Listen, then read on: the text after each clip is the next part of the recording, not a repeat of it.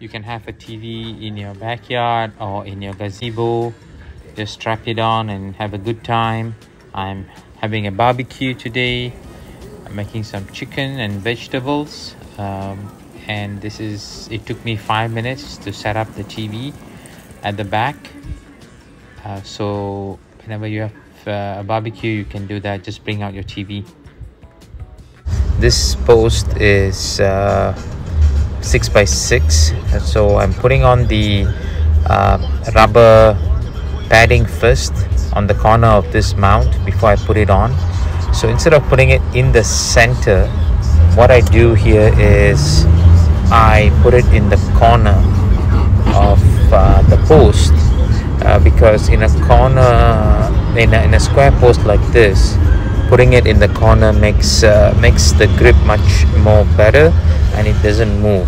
So if you're okay with not putting it in the center, some people do like to put it in the center.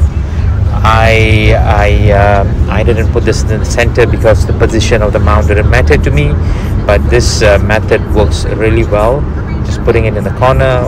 What I'm doing here is just strapping the top part of pulling up the strap to the folding it up so I can just insert it and not cutting it off, right?